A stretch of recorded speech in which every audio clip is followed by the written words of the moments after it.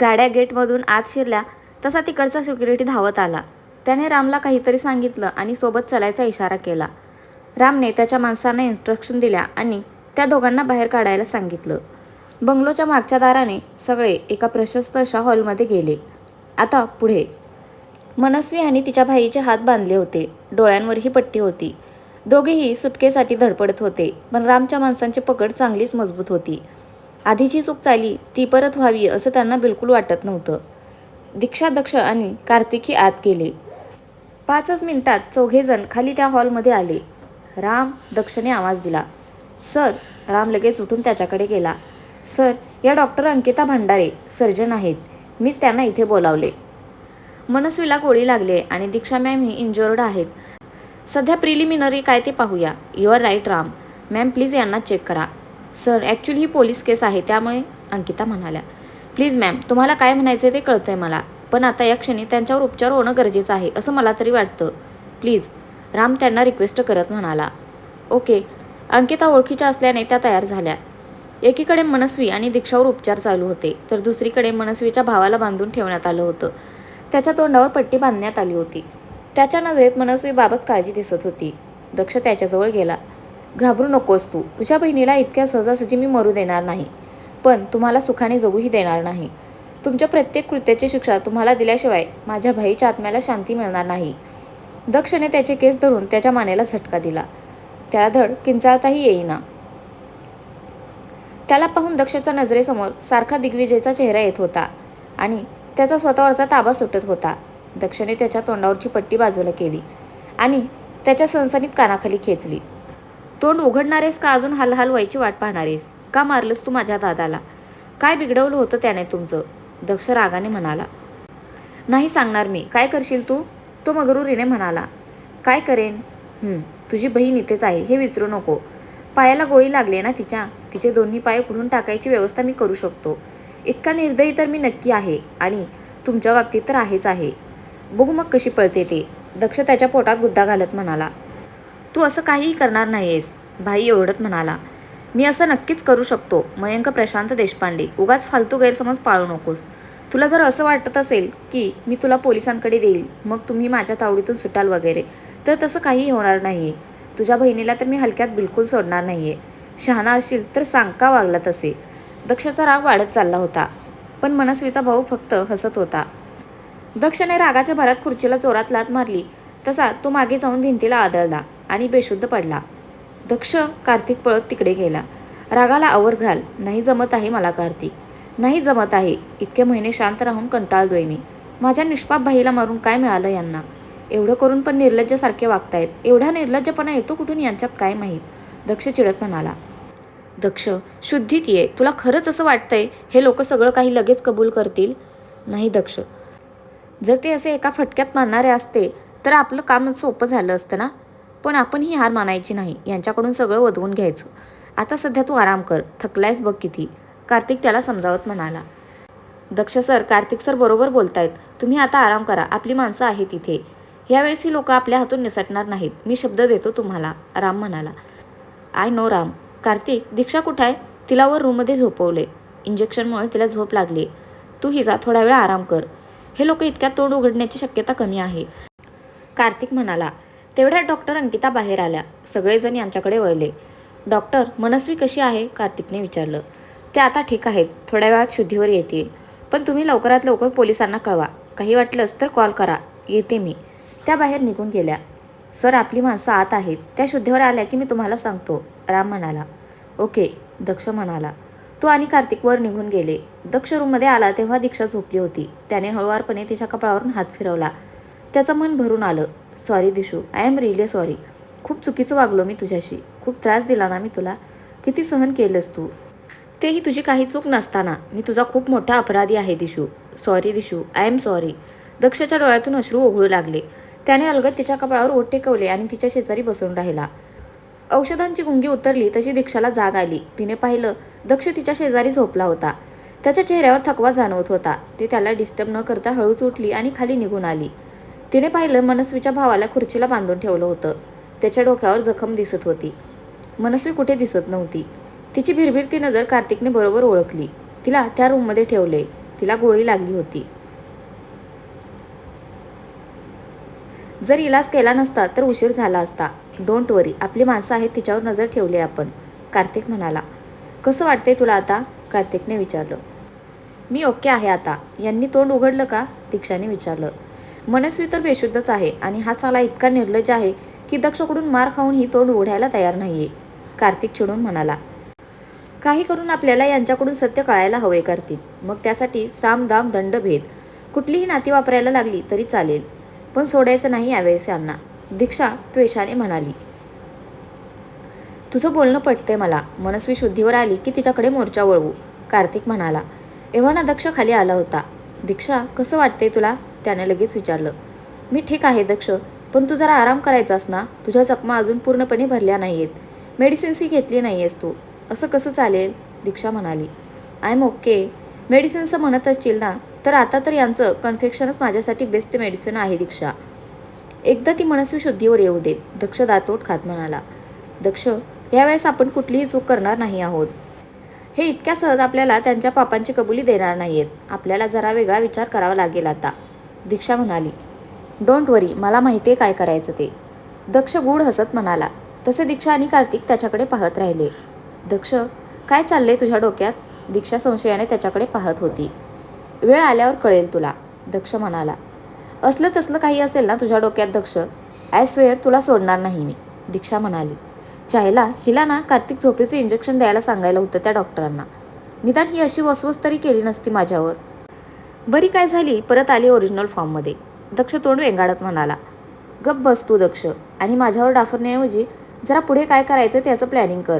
आणि actually I know ही वेळ नाही आहे, पण मला भूक लागली आहे. त्याची काही सोय केली आहे का? उपाशी पोटी मी कुणाला झोडू शकत नाही, दीक्षा फणकावून म्हणाली. करतो हा सोय, भुकेला जीव. रामला सांगतो हिला नैवेद्य दाखवा आधी, नाहीतर दीक्षादेवी प्रसन्न होणार नाहीत, दक्ष वैतागत म्हणाला. कार्तिकच्या चेहऱ्यावर त्याचं संभाषण ऐकून हलकं हसू आलं. थोड्या वेळ का होईना तिघे जरासे रिलॅक्स झाले होते. रात्री बऱ्याच उशिराने मनस्वीला शुद्ध आली. तिने आजूबाजूला पाहिलं. रामची माणसं तिच्यावर नजर ठेवून होती. पहिल्यांदा तर तिला जरासा वेळच लागला हे कळायला की ती कुठे आहे, पण जसं सगळं आठवलं तशी ती धडपड करायला लागली. रामच्या माणसांनी ऑलरेडी तिचे हात बांधले होते. महेश सरांना जाऊन सांग हिला शुद्ध आले येते, अमर म्हणाला. Yes sir. महेश बाहेर निघून गेला. मनस्वी शुद्धीवर आली हे कळल्यावर रामसोबत बाकी तिघेही धावत आले. मनस्वीला पाहून दीक्षाने रागात मुठी आवळल्या. दक्षने तिचा हात पकडून ठेवला होता म्हणून, नाहीतर मनस्वीचं काही खरं नव्हतं. रामने डॉक्टर अंकितांना कळवलं तशा त्यांनी काही इन्स्ट्रक्शन दिल्या. सर, डॉक्टरनी सांगितले ही उद्यापर्यंत जरा ओके होईल, त्यानंतर त्या येऊन बघतील आणि आपल्याला गो अहेड देतील. सो आपल्याला आजची रात्र थांबावं लागेल, राम म्हणाला. ठीक आहे, नजर ठेवा हिच्यावर, दक्ष म्हणाला. येस सर, राम म्हणाला. दक्ष, दीक्षा आणि कार्तिकसोबत बाहेर निघून आला. आजची रात्र कुणाला झोप लागणार नव्हती. मनस्वी आणि मयंककडून कसं सत्य वदवता येईल याच विचारात जोतो होता. दक्षला मात्र माहीत होतं काय करायचं ते. उद्याचा गेम तो त्याच्या पद्धतीने खेळणार होता आणि त्याला खात्री होती की येणारा दिवस त्याचाच असणार होता. सकाळी दीक्षाला जाग आली तेव्हा दक्ष गाढ झोपला होता. रात्री बराच वेळ त्याचं काहीतरी सुरू होतं. दीक्षा ही जागी होती विचार करत, पण औषधांच्या अंमलामुळे तिला कधी झोप लागली ते कळलंच नाही. आज तिला बरंच फ्रेश वाटत होतं. लागलेलं दुखत होतं जरासं, पण तिला त्याची पर्वा नव्हती. आता त्यांच्या पुढे नवं आव्हान होतं, मनस्वी आणि मयंकला बोलतं करणं. दीक्षाने भराभर आवरलं आणि ती खाली आली. राम हॉलमध्येच बसला होता. मॅम, एवढ्या लवकर? रामने विचारलं. हो. काय खबर यांची राम? दीक्षाने विचारलं. तिला रात्री गोळ्या दिलेल्या त्यामुळे ती शांत आहे आणि हा त्रास देतो मध्ये मध्ये, पण कंट्रोलमध्ये आहे, राम म्हणाला. राम, तू चहा घेशील? मॅम, तुम्ही काही करू नका, आपला माणूस आलाय, तो करेल सगळं. मॅम, एक विचारू का? राम म्हणाला. हो विचार ना, दीक्षा म्हणाली. काल तुम्ही मागचा पुढचा कसलाच विचार न करता यांच्या मागे गेलात. तुम्हाला भीती नाही वाटली? राम, खरं सांगू का, त्यावेळेस ना मला फक्त समोर दिग्विजयचे खुनी हातचे निसटताना दिसत होते. बस, बाकी मला कसलाच विचार मनात नव्हता. दिग्विजय माझा बेस्टी होता, माझा मेंटॉर होता. यांनी त्याला सुसाईड करायला भाग पाडले. राम, दिग्विजयची माझ्या आयुष्यात खूप खास जागा होती. जोपर्यंत मला सत्य काय ते कळत नाही तोपर्यंत माझ्या जीवाला चैन मिळणार नाही, दीक्षा म्हणाली. खूप डॅशिंग आहात तुम्ही मॅम. दक्ष सर लकी आहेत, राम हसत म्हणाला. तशी दीक्षा हलकं हसली. दक्षचं आणि तिचं नातं काय आहे हे तर तिलाच माहीत होतं. कोपऱ्यातून आवाज आला तसं दीक्षाचं तिकडे लक्ष गेलं. मयंक कळवळत होता. रामचा माणूस त्याच्याकडे निर्विकार चेहऱ्याने पाहत उभा होता. महेश, पट्टी काढ त्याची, राम म्हणाला. तशी महेशने खसकन त्याच्या तोंडावरची पट्टी ओढली. तो किंचाळला. Useless bastard, I will not spare anyone. मला एकदा बाहेर निघू दे तिकडून, तो ओरडला. तशी रामने साटकन त्याच्या कानाखाली लगावली. बेटा, इकडून बाहेर पडायचे स्वप्न बघणं तर तू सोडच. राम त्याचे गाल एका हाताने पकडत म्हणाला. सोड मला, वॉशरूमला जायचंय, मयंक म्हणाला. हो महेश, रामने त्याला काहीतरी सांगितलं तशी तो पाण्याची बॉटल घेऊन आला. आता बघतोस तू कसं बोलत नाहीस ते. रामने त्याचं तोंड उघडून पाण्याची बॉटल त्याच्या तोंडाला लावली. आता ना तुला हलू देणार ना वॉशरूमला जाऊ देणार. बघतोस किती सहन करतोस ते, राम क्रूर हसत म्हणाला. राम सर, अमर आतल्या रूममधून बाहेर आला. बोल, तिला जाग आलीये. अमर असं म्हणताच दीक्षा तडक तिकडे गेली. मनस्वी बेडवर पडली होती. तिचे हात बांधून ठेवले होते. पायाला बँडेज होतं. तिचं दीक्षाकडे लक्ष गेलं तसा तिच्या डोळ्यात राग उतरला. काय मनस्वी मॅडम, कशी वाटते खातिरदारी आमची? काही हवं असेल तर माग हा, लाजू नकोस, दीक्षा कुस्तीत हसत म्हणाली. ओ विसरलेच मी. तुझ्यासारख्या निर्लज्ज मुलीला कुठली आले लाज वगैरे नाही का? जास्त उडू नकोस. आम्हाला इकडून सुटायला जराही वेळ लागणार नाही, समजलं? मनस्वी गुरमीत म्हणाली.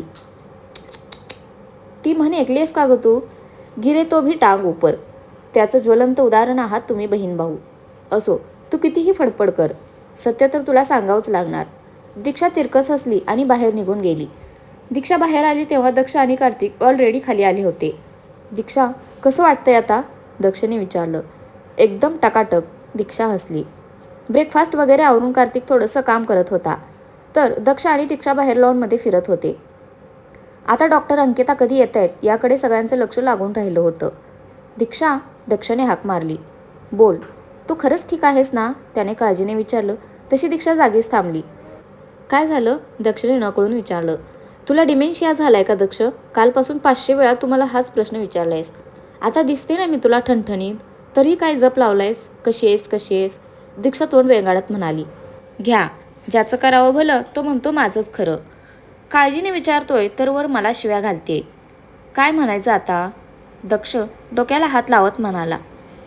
ही अशी अति काळजी दाखवून काय सिद्ध करायचा प्रयत्न करतोयस दक्ष? दीक्षाने त्याच्यावर नजर रोखली. तसा तो गडबडला. तसं काही नाही दीक्षा, ते मला जेन्युइनली तुझी काळजी वाटली म्हणून विचारलं. दक्षने नजर चोरली. दक्ष, काय झालंय? गेले काही दिवस मी पाहते तू अचानक बदलल्यासारखा वाटतोयस.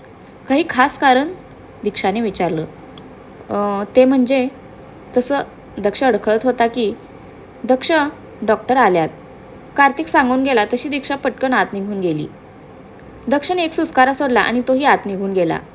डॉक्टर अंकितानी मनस्वीला चेक केलं आणि सगळं ओके आहे हे कन्फर्म करूनच गो अहेड दिला. जरा वेळ रामशी बोलून त्या निघून गेल्या. मयंक कळवळत होता. सकाळपासून त्याला फक्त पाणी पाजलं होतं आणि वॉशरूमलाही जाऊ दिलं नव्हतं. त्यामुळे आता त्याच्या पोटात कळा यायला लागल्या होत्या. याचं काय करायचं सर? रामने विचारलं. राम, नेऊन आण त्याला आणि नंतर या दोघांना हॉलमध्ये घेऊन यायला सांग. बघूया किती वेळ तग धरतायत. दक्ष एक जळजळीत कटाक्ष मयंकवर टाकून वर निघून गेला. दुपारी सगळे सेटल झाल्यावर रामने त्याच्या माणसांना सांगून मनस्वीला व्हीलचेअरवर बसून हॉलमध्ये आणायला लावलं होतं. मनस्वी आणि मयंकचे हात बांधून त्यांना समोर बसवलं होतं.